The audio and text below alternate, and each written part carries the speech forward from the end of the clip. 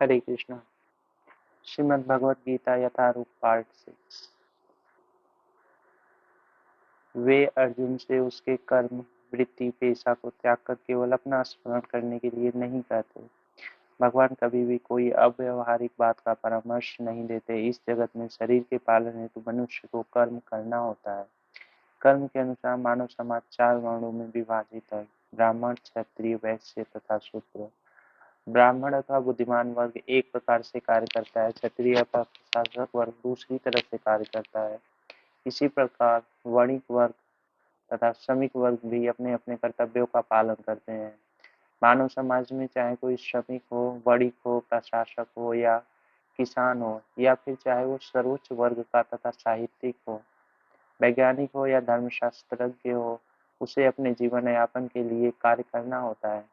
अतएव भगवान अर्जुन से कहते हैं उसे अपनी वृत्ति का त्याग नहीं करना है, अपितु वृत्ति में लगे रहकर कृष्ण का स्मरण करना चाहिए।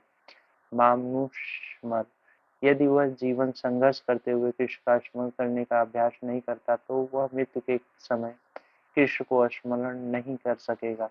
भगवान चैतन्य भी यही परामर्श देते हैं। उनका कथन है, कीर्तनीय सदा हरि। मनुष्य को चाहिए कि भगवान के नामों का सदैव उच्चारण करने का अभ्यास करे। भगवान का नाम तथा भगवान अभिन्न है, इसलिए अर्जुन को भगवान की शिक्षा कि मेरा स्मरण करो तथा भगवान चैतन्य का यह आदेश कि भगवान कृष्ण के नामों का निरंतर कीर्तन करो एक ही है। इसमें कोई अंतर नहीं है, क्योंकि कृष्ण तथा कृष्ण के नाम में कोई अंतर नहीं है। चरम दशा में नाम तथा नामी में कोई अंतर नहीं होता। अतएव हमें अपनी दिनचर्या को इस प्रकार ढालना होगा कि हम सदैव भगवान के नामों का जप करते हुए 24 घंटे उनका स्मरण करते रहें। यह किस प्रकार संभव है? आचार्यों ने निम्नलिखित उदाहरण दिया है। यदि कोई विवाहिता स्त्री पर पुरुष में आसक्त होती है, या कोई पुरुष अपनी स्त्री को छोड़कर किसी पराई स्त्री में आसक्त होता है, तो यह आसक्ति अत्यंत प्रबल होती है।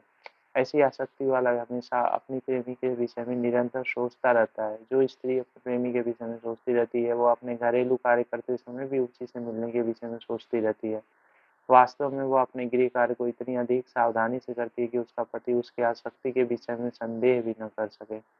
इसी प्रकार हमें परम प्रेमी श्री कृष्ण को सदैव स्मरण करना चाहिए और साथ ही अपने भौतिक या सांसारिक कर्तव्यों को सुचारू रूप से करते रहना चाहिए। इसके लिए प्रेम की प्रगाढ़ भावना चाहिए। यदि हम में परमेश्वर के लिए प्रगाढ़ प्रेम हो तो हम अपना कर्म करते हुए उनका स्मरण भी कर सकते हैं, लेकिन हमें उस प्रेम भाव को उत्पन्न करना होगा। उदाहरण, अर्जुन सदैव कृष्ण का चिंतन करता था। वह कृष्ण का नित्य संगी था और साथ ही योद्धा भी। कृष्ण ने उसे युद्ध करना छोड़कर जंगल जाकर ध्यान करने की कभी सलाह नहीं दी। जब भगवान कृष्ण अर्जुन की को योग पद्धति बताते हैं तो अर्जुन कहता है कि इस पद्धति का अभ्यास कर सकना उसके लिए संभव नहीं है। अर्जुन उवाच, योऽयं योगस्त्वा प्रोक्तः साम्येन मधुसूदन, यस्याहं न पश्यामि चंचलत्वात् स्थितिं स्थिराम्। अर्जुन ने कहा, हे मधुसूदन, आपने जिस योग पद्धति का संक्षेप में वर्णन किया है वह मेरे लिए अव्यवहारिक तथा असहाय प्रतीत होती है, क्योंकि मन अस्थिर तथा चंचल है। भगवद गीता 6.33। लेकिन भगवान कहते हैं, योगिनामपि सर्वेषां मद्गतेनान्तरात्मना श्रद्धावान् भजते यो मां स मे युक्ततमो मतः। संपूर्ण योगियों में जो श्रद्धावान योगी भक्ति योग के द्वारा मेरी आज्ञा का पालन करता है, अपने अंतर में मेरे बारे में सोचता है और मेरी दिव्य प्रेम भक्ति में सेवा करता है, वह योग में मुझसे परम घनिष्ठता पूर्वक युक्त होता है और सब में श्रेष्ठ है। यही मेरा मत है। भगवद गीता 6.47। अतएव जो सदैव परमेश्वर का चिंतन करता है वह एक ही समय में सबसे बड़ा योगी, सर्वोच्च ज्ञानी तथा महानतम भक्त है। अर्जुन से भगवान आगे भी कहते हैं कि क्षत्रिय होने का कारण वह युद्ध का त्याग नहीं कर सकता, किंतु यदि वह कृष्ण का स्मरण करते हुए युद्ध करता है तो मृत्यु के समय कृष्ण का स्मरण कर सकेगा। परंतु उसके लिए मनुष्य को भगवान की दिव्य प्रेम भक्ति में सेवा में पूर्णतया समर्पित होना होगा। वास्तव में हम अपने शरीर से नहीं अपितु अपने मन तथा बुद्धि से कर्म करते हैं। अतएव यदि मन तथा बुद्धि सदैव परमेश्वर के विचार में मग्न रहे तो स्वाभाविक है कि इंद्रियां भी उनकी सेवा में लगी रहेंगी। इंद्रियों के कार्य कम से कम बाहर से तो वे ही रहते हैं, लेकिन चेतना बदल जाती है। भगवद गीता हमें सिखाती है कि किस प्रकार मन तथा बुद्धि को भगवान के विचार में लीन रखा जाए। ऐसी तल्लीनता से मनुष्य भगवत धाम को जाता है। यदि मन कृष्ण की सेवा में लग जाता है तो सारी इंद्रियां स्वतः उनकी सेवा में लग जाती हैं। यह कला है और यही भगवद गीता का रहस्य भी है कि श्री कृष्ण के विचार में पूरी तरह मग्न रहा जाए। आधुनिक मनुष्य ने चंद्रमा तक पहुंचने के लिए कठोर संघर्ष किया है, लेकिन उसने अपने आध्यात्मिक उत्थान के लिए कठिन प्रयास नहीं किया। यदि मनुष्य को 50 वर्ष आगे जीना है तो उसे चाहिए कि उस थोड़े समय को भगवान का स्मरण करने के अभ्यास में लगाए। यह अभ्यास भक्ति योग है। श्रीमद् भागवतम 7.5.23।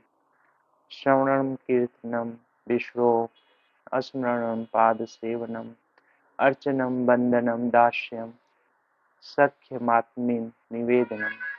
ये 9 विधियां हैं जिनमें से श्रवण सबसे सुगम है। भगवत गीता का किसी स्वरूप सिद्ध व्यक्ति से श्रवण उस व्यक्ति को भगवान के चिंतन की ओर मोड़ देगा। इससे परमेश्वर का स्मरण होगा और शरीर छोड़ने पर आध्यात्मिक शरीर प्राप्त होगा जो परमेश्वर की संगति के लिए उपयुक्त है। भगवान आगे भी कहते हैं, अभ्यास योग युक्त चेतसा नागम्यगामिना परमं पुरुषम दिव्यम याति पार्थनाचु चिंतयन। हे अर्जुन, जो व्यक्ति पथ पर विचलित हुए बिना अपने मन को निरंतर मेरा स्मरण करने में व्यस्त रखता है और भगवान के रूप में मेरा ध्यान करता है, वह मुझको अवश्य प्राप्त होता है। भगवद गीता 8.8। यह कोई कठिन पद्धति नहीं है, लेकिन इसे किसी अनुभवी व्यक्ति से सीखना चाहिए। तद विज्ञानार्थ स गुरुमेव विगच्छते। मनुष्य को चाहिए कि जो पहले से अभ्यास कर रहा हो उसके पास जाए।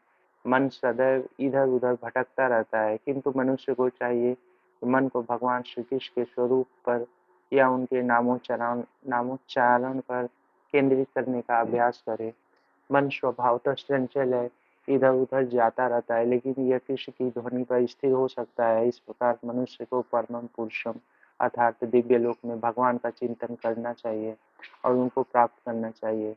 चरम अनुभूति या चरम उपलब्धि के साधन भगवद गीता में बताए गए हैं और इस ज्ञान के द्वार सबके लिए खुले हैं। किसी के लिए रोक टोक नहीं है। सभी श्रेणी के लोग भगवान कृष्ण का चिंतन करके उनके पास पहुंच सकते हैं, क्योंकि उनका श्रवण तथा चिंतन हर एक के लिए संभव है। भगवान आगे कहते हैं, भगवद गीता 9.32 से 33। माहि पार्थ व्यापिश्रियते येऽपि स्युः पापयोनयः स्त्रियो वैश्यास्तथा शूद्रास्तेऽपि यान्ति परां गतिम्। हि पूर्ण ब्राह्मणा पूर्या भक्ता राजस्य स्थता अनित्यं सुखम लोकमिमं प्राप्य भजस्व मामम्।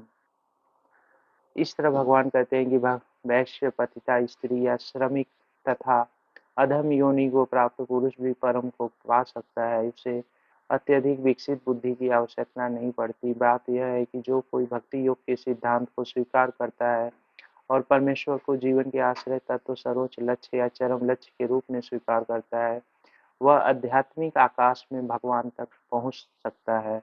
यदि कोई भगवत गीता में बताए गए सिद्धांतों को ग्रहण करता है तो वह अपना जीवन पूर्ण बना सकता है और जीवन की सारी समस्याओं का स्थायी हल पाता है। यही पूरी भगवत गीता का सार है। सारांश यह है कि भगवत गीता दिव्य साहित्य है जिसको ध्यानपूर्वक पढ़ना चाहिए। गीता शास्त्रमिदं पुण्यम यः पठेत प्रयतः पुमान्। यदि कोई भगवत गीता के उपदेशों का पालन करे तो वह जीवन के दुखों तथा चिंताओं से मुक्त हो सकता है। भय शोकादिर्विजित, वह इस जीवन में सारे भय से मुक्त हो जाएगा और इसका अगला जीवन आध्यात्मिक होगा। गीता महात्म्य 9। एक अन्य लाभ भी होता है। गीताध्ययनशीलस्य प्राणायाम परस्य च नैव सन्ति हि पापानि पूर्वजन्म कृतानि च। यदि कोई भगवत गीता को निष्ठा तथा गंभीरता के साथ पढ़ता है तो वह भगवान की कृपा से उसके सारे पूर्व दुष्कर्मों के फलों का उस पर कोई प्रभाव नहीं पड़ता। गीता महात्म्य 2। भगवान भगवत गीता 18.66 के अंतिम अंश में जोर देकर कहते हैं, सर्वधर्मान् परित्यज्य मामेकं शरणं व्रज अहं त्वां सर्वपापेभ्यो मोक्षयिष्यामि मा शुचः। सब धर्मों को त्याग कर एकमात्र मेरी ही शरण में आओ, मैं तुम्हें समस्त पापों से मुक्त कर दूंगा, तुम डरो मत। इस प्रकार अपनी शरण में आए भक्त का पूरा उत्तरदायित्व तो भगवान अपने ऊपर ले लेते हैं और उसके समस्त पापों को क्षमा कर देते हैं। मालिने मोचनम पूषाम जल स्नानम दिने दिने शक्रिद गीता मृत स्नानम संसार मलनाशनम। मनुष्य जल में स्नान करके नित्य अपने को स्वच्छ कर सकता है, लेकिन यदि कोई भगवत गीता रूपी पवित्र गंगा जल में एक बार भी स्नान कर ले तो वह भौतिक जीवन भाव सागर की मलिनता से सदा सदा के लिए मुक्त हो जाता है। गीता महात्म्य 3। गीता सुगीता कर्तव्या किमन्य शास्त्र विस्तरे या स्वयं पद्मनाभस्य मुख पाद्यादिनी श्रिता। चूंकि भगवत गीता भगवान के मुख से निकली है, अतएव किसी अन्य वैदिक साहित्य को पढ़ने की आवश्यकता नहीं रहती। उसे केवल भगवत गीता का ही ध्यान पूर्वक तथा मनोयोग से श्रवण तथा पठन करना चाहिए। वर्तमान युग में लोग सांसारिक कार्यों में इतने व्यस्त रहते हैं कि उनके लिए समस्त वैदिक साहित्य का अध्ययन कर पाना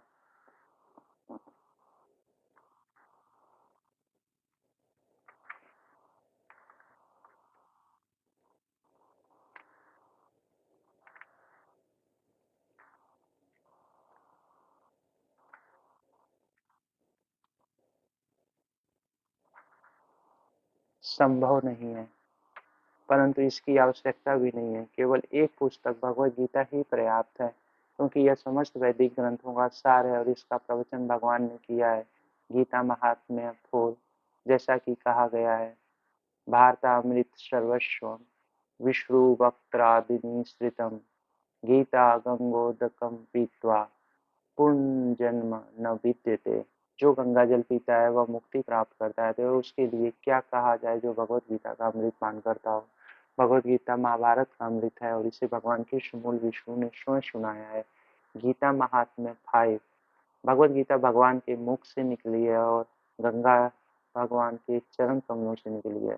निसंदेह भगवान के मुख तथा चरणों में कोई अंतर नहीं है, लेकिन निष्पक्ष अध्ययन से हम पाएंगे कि भगवत गीता गंगा जल की अपेक्षा अधिक महत्वपूर्ण है। सर्वोपनिषदो गावो दोग्धा गोपाल नंदनः पार्थो पार्थो वत्स सुधीर सुधी भोक्ता दुग्धम गीता मृतम महत्। यह गीतोपनिषद भगवत गीता जो समस्त उपनिषदों का सार है, गाय के तुल्य है और ग्वाल बाल के रूप में विख्यात भगवान कृष्ण इस गाय को दूह रहे हैं। अर्जुन बछड़े के समान है और सारे विद्वान तथा शुद्ध भक्त भगवत गीता के अमृतमय दूध का पान करने वाले हैं। गीता महात्म्य 6। एकम शास्त्रम देवकी पुत्र गीतम एको देवो देवकी पुत्र एव एको मंत्रस्त नामानि यानि कर्माप्यकम तस्य देवस्य सेवा। आज के युग में लोग एक शास्त्र, एक ईश्वर, एक धर्म तथा एक वृत्ति के लिए अत्यंत उत्सुक हैं। अतएव एकम शास्त्रम देवकी पुत्र गीतम, केवल एक शास्त्र भगवत गीता हो जो सारे विश्व के लिए हो। एको देवो देवकी पुत्र एवं, सारे विश्व के लिए एक ईश्वर हो श्री कृष्ण। एको मंत्रस्य नामानि यानि, और एक मंत्र एक प्रार्थना हो। उनके नाम का कीर्तन हरे कृष्ण कृष्ण कृष्ण हरे हरे, हरे राम राम राम हरे हरे। कर्मापेकम तस्य देवस्य सेवा, केवल एक ही कार्य हो भगवान की सेवा। गीता महात्म्य 7।